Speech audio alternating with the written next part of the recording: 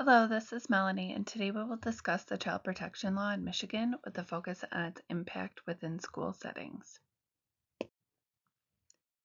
In Michigan, educators are not just instructors, they're also mandated reporters under the child protection law. This law holds schools accountable for detecting and reporting any reasonable suspicions of child abuse and neglect. We will explore how this law came to be, its relevance to schools, and some major cases that illustrate its application. Child protection has evolved over time. The first phase, before 1875, had no organized efforts. Things changed in 1875 with the New York Society for the Prevention of Cruelty to Children that was started with help from the ASPECA founder. As awareness grew, Jane Addams, a Nobel Peace Prize winner, led a nationwide settlement movement that prioritized children's welfare.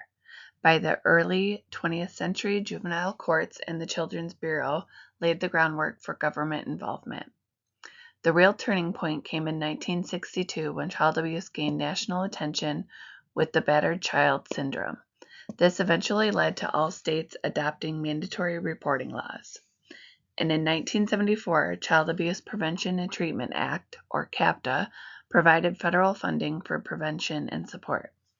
In 1980, the Adoption Assistance and Child Welfare Act promoted family reunification and reduced long-term foster care.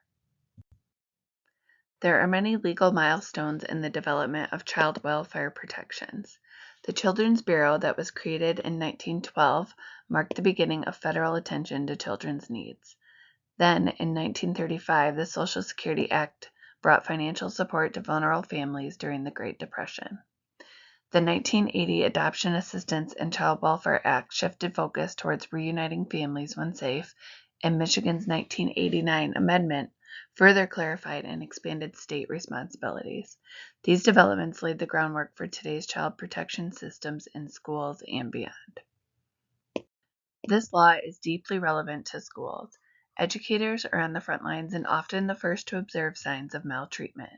Michigan law requires that an oral report to CPS is done immediately, followed by a written report within 72 hours, and an annual mandated reporter training is completed for all school employees.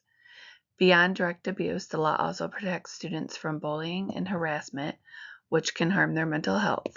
Programs like OK to Say and PBIS are now common in schools. Compliance with the law fosters partnerships between schools and child welfare agencies, helping identify and support at-risk students. Let's look at how this law plays out in some cases. Arkansas DHS versus Caldwell 1992, a teacher's paddling of a student was ruled not abusive, showing how legal definitions of abuse can vary.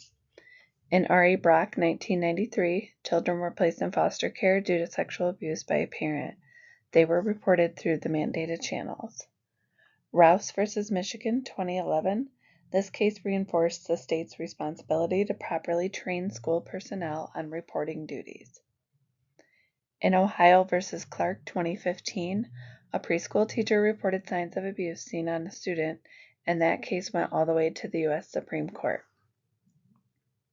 In DR versus Michigan Department of Ed 2016, after the Flint water crisis, Flint schools and the GISD, along with MDE, were sued for not properly evaluating students for special education services. This case emphasized schools' duty to protect students' health and learning. In Nelson Molnar versus Ann Arbor Public Schools of 2024, this is a current federal case where the failure to report alleged abuse by a bus aide led to legal consequences. Neither the aide nor the bus driver reported the abuse, and it took a teacher and a social worker stepping in to initiate action. Not only do these cases empower educators to report, but they hold institutions accountable when they don't. Child protection in America has come a long way. In Michigan, Act 238 gives schools both the authority and obligation to protect students. As educators, we are mandated reporters, but more importantly, we are advocates for children's safety and well-being. Understanding the legal framework, participating in trainings, and acting on reasonable suspicion can be life-changing, sometimes even life-saving.